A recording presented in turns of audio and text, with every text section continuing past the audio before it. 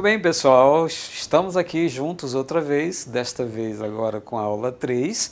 Se vocês estão acompanhando aí nos slides, tá? O roteiro da nossa aula é Princípios e Desenvolvimento da Eletrônica. Vamos falar rapidinho para não complicar a vida de vocês. E no tópico 2, a conservação, uso e manutenção das instalações e dos aparelhos elétricos. Só para lembrá-los, o curso de infraestrutura escolar e a disciplina instalações e equipamentos elétricos, e o meu nome, é claro, todo mundo já sabe, eu sou Zacarias Linhares Júnior, à disposição de vocês, tá bom? O tópico 1, pessoal, trata principalmente dos princípios de desenvolvimento da eletrônica. Primeira pergunta que eu lhes faço, o que é eletrônica? Lógico, eletrônica são todos os equipamentos, tá? Baseado no diodo, baseado nos circuitos eletrônicos, tá? É o campo da ciência e da engenharia que trata de dispositivos eletrônicos e sua utilização. O nosso foco, por que eu estou falando eletrônico? Porque hoje, pessoal, a gente fala da automação residencial, tá? No nosso caso, a automação na escola.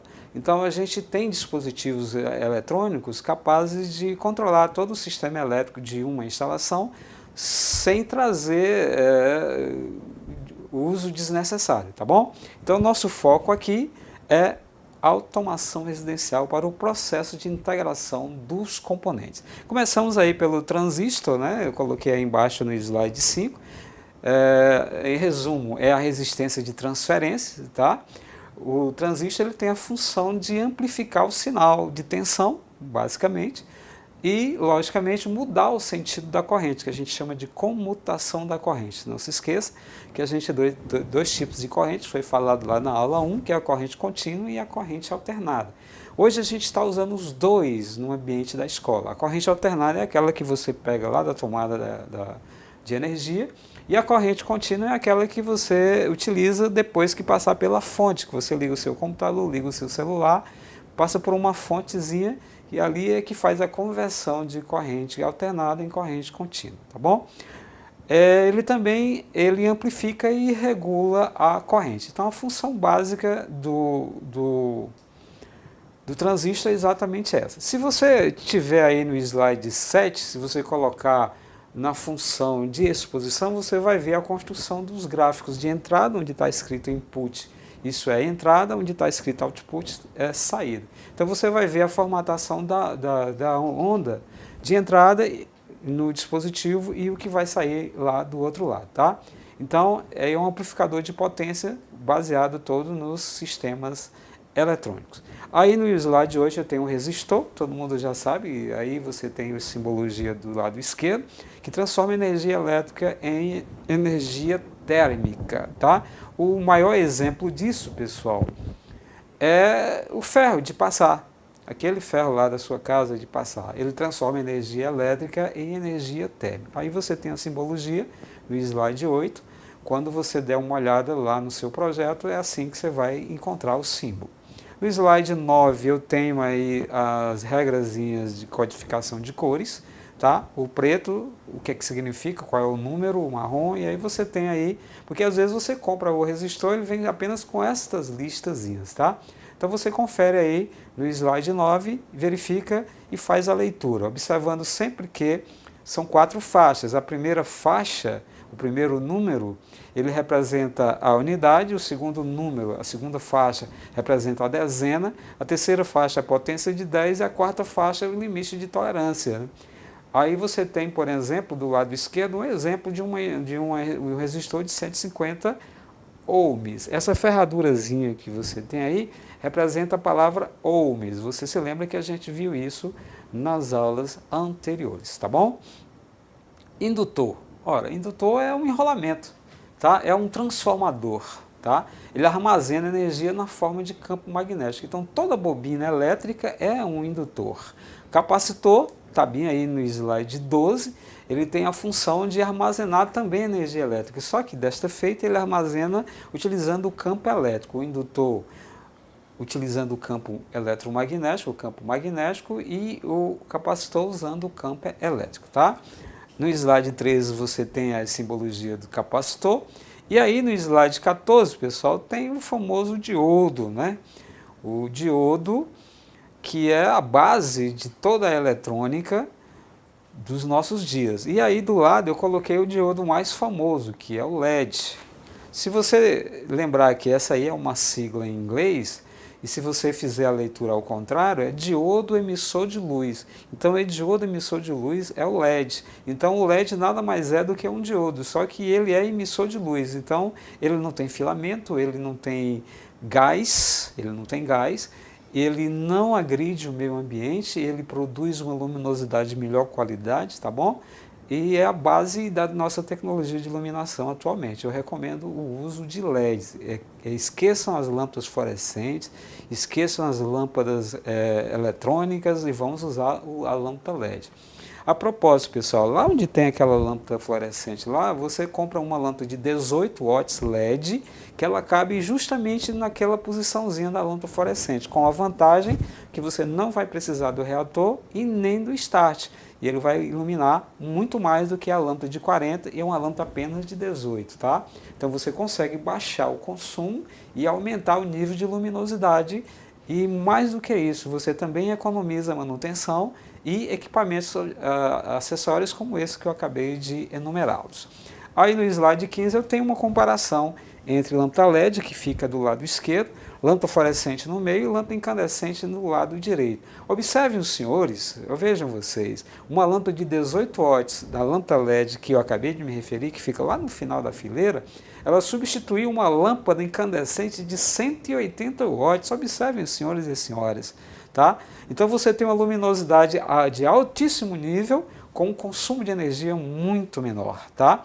E observe que é menor do que a lâmpada fluorescente, então vamos economizar, vamos usar lâmpadas eficientes, vamos usar o LED, que é o diodo emissor de luz que já está no mercado disponível para compra, tá bom?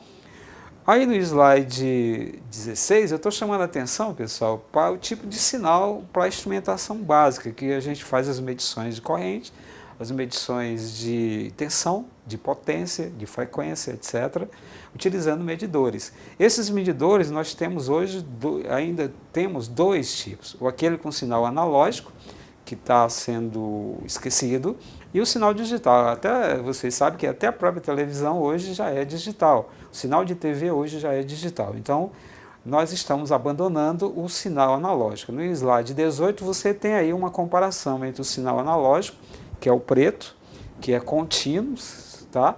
E o digital, que é vermelho, que é esse aí em escadinha, tá bom? Mais eficaz, mais eficiente e muito mais vantajoso, com maior rendimento, tá bom? Então aí no slide seguinte eu tenho aí o amperímetro analógico do lado esquerdo, que é esse de ponteirinho, que por sinal não apresenta as medições muito corretas, e do lado direito você tem um amperímetro digital tipo alicate, que basta você apertar aquele alavanquinho ali, ele abre e você abraça os condutores e você consegue fazer a leitura, tá, da corrente elétrica. Ali você tem um seletor e, logicamente, com alguns terminais você também pode medir a tensão e outras grandezas elétricas, tá bom? No slide seguinte eu tenho o voltímetro, que é o equipamento usado para medir tensão, voltagem, tá? Ou, se você preferir, é o voltímetro. Do lado esquerdo eu tenho um voltímetro analógico, do lado direito eu tenho um voltímetro digital. Evidentemente que a gente prefere hoje os digitais, tá? Aí eu tenho um multímetro. O multímetro, como o nome já diz, ele tem um seletor que permite que você faça leituras de várias grandezas ao mesmo, não é ao mesmo tempo, mas o mesmo equipamento ele pode fazer medição de corrente elétrica, de tensão elétrica, de frequência, de resistência, e etc, etc, tá bom? Então, os dois que estão aí na tela são multímetros digitais. O da esquerda é o multímetro digital tipo alicate e o outro é utilizado mais em laboratórios, tá bom? Aqui no slide 22 eu tenho o esquema de ligação do voltímetro. Notem que o voltímetro é sempre ligado em paralelo com o elemento de circuito. Por isso é que precisa das duas pontas, tá? Ponta vermelha e preta, que vocês estão acostumados a ver. E o outro é o amperímetro, que é ligado em série com o circuito. Para que você não precise usar o amperímetro ligado em série com o circuito, você utiliza o amperímetro tipo alicate, que ele funciona como um transformador. O condutor é o primário e o próprio equipamento é o secundário do transformador, tá bom? Fonte de alimentação, lembra que eu falei para vocês agora há pouco? Observem aí, você usa essa fonte de alimentação para carregar o seu computador, para carregar o seu celular, para carregar os tablets. Então você utiliza esse dispositivozinho chamado fonte de alimentação, que ele tem essa função aí de transformar a corrente alternada, como está escrito aí, ICA, corrente alternada, e em ICC, que é corrente contínua. Então ele pega aquela corrente lá da tomada, que é alternada, e transforma em corrente contínua, e ao mesmo tempo ele baixa essa tensão para a tensão do seu equipamento. Então você tem aí, sem essa fonte, se você ligar direto, você vai queimar o seu telefone celular, você vai queimar o seu equipamento, tá bom? Então fique esperto, não esqueçam de fontes de alimentação, elas são absolutamente necessárias e vocês já sabem para que serve, tá? No slide 24 eu chamo a atenção para as fontes chaveadas, que elas operam em pulsos, ligando e desligando o sistema, como a gente já havia dito anteriormente. O tópico 2, pessoal, aí no slide 25, só para a gente não esquecer, fala um pouco da manutenção, tá bom? As tubulações elétricas, a gente recomenda uma periodicidade de 10 anos. A cada 10 anos, mande fazer uma verificação e reparos. Aí você tem tomadas, interruptores e pontos de luz, a gente recomenda que essas verificações sejam feitas a cada 2 anos. É claro que essa verificação ela não precisa ser só olhar, não, você tem que fazer as medições com aqueles equipamentos que eu acabei de mostrar ali atrás, tá? E os disjuntores, que são os dispositivos de proteção, muito importantes por sinal, a gente recomenda que vocês verifiquem a cada 6 meses, tá? Aí no slide 28 eu tenho aí as fotos muito comuns nas escolas dos quadros de energia abertos. Então isso é um risco desnecessário. Então se isso acontece na sua escola, por gentileza, peça alguém para ir lá e fazer o fechamento desses cubículos aí, tá? Evitar é muito importante. É uma atividade, uma ação de prevenção contra acidentes, tá bom? Aí no slide 29 tem as famosas gambiarras e adaptações, tá bom? Observem como isso é triste, mas acontece, eu já vi muito professor fazer isso, tá? Então fique esperto aí na sua escola e não deixe que isso aconteça, tá bom? O risco é muito grande e a gente nunca deve fazer nenhum tipo de improvisação. Se não puder, se não tiver outro jeito, não dá aula, não use o equipamento eletrônico, tá bom? Componentes defeituosos tem que substituir imediatamente, não pode deixar para depois, tá pessoal? Não pode, o risco é grande, pode queimar a própria instalação, queimar os equipamentos e pior do que isso, pode produzir choques e quem sabe trazer consequências aí muito ruins para a escola de vocês. No slide 31, pessoal, eu coloco aí alguns equipamentos importantes hoje utilizados nas escolas, que é o no break, esse dispositivozinho que fica aí à esquerda. Quando falta energia, o computador de mesa, ele continua funcionando por um certo tempo, porque ele tem baterias, tá? Eu tenho aí no meio o módulo isolador, que ele funciona como isolador eletrônico, tá? Um aterramento eletrônico, tá? E do lado direito eu tenho o famoso filtro de linha, que eu já me referi ali atrás na aula anterior, tá bom? Aterramento, voltagem, isolamento, fios, esses dispositivos aí precisam ser verificados o tempo inteiro, tá pessoal? Eu costumo ver situações muito difíceis de aceitar. Nas escolas eu já vi situações terríveis, tá? Eu não entendo como é que um diretor, como é que um funcionário deixa a escola naquela situação, colocando crianças e pessoas e professores em risco, tá? Então vamos ter verificação constante, verificar se está tudo correto e, de preferência, corrigir os erros, tá? E para corrigir esses erros, quem vai fazer isso? É o vigilante? Quem vai fazer isso é o professor? Não. A gente tem que chamar o técnico eletricista habilitado, aquele que tem certificação, aquele que tem experiência, tá bom?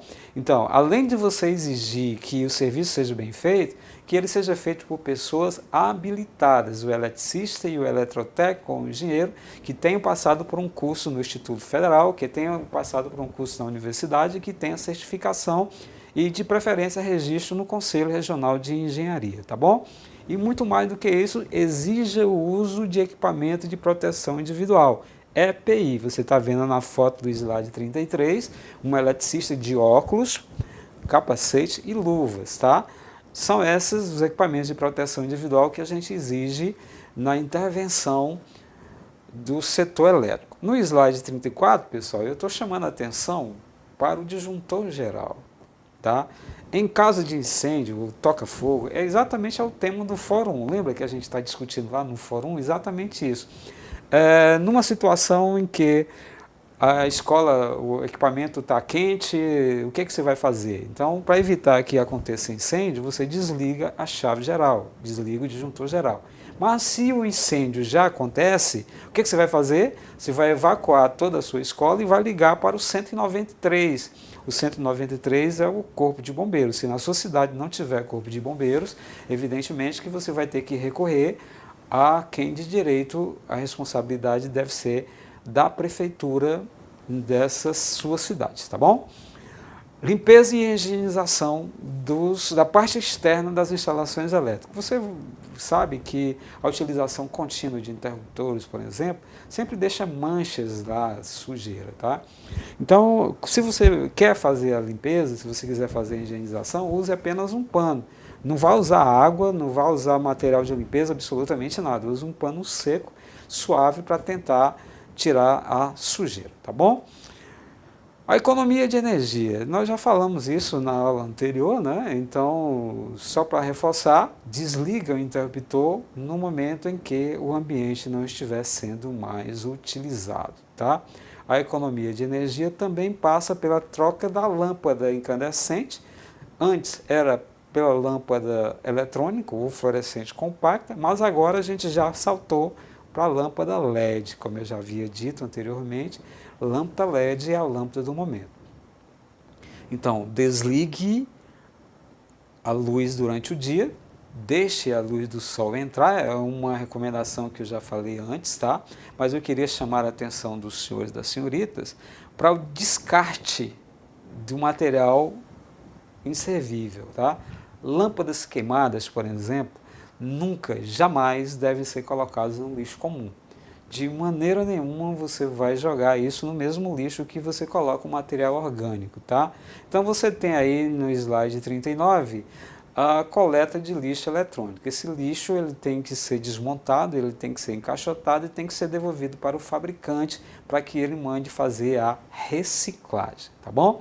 Isso vale para a lâmpada incandescente, isso vale para a lâmpada fluorescente, isso vale também para as lâmpadas LEDs, como está aí no slide 44. A legislação está escrita bem aí no slide 42, é a lei número 12.305/10, tá?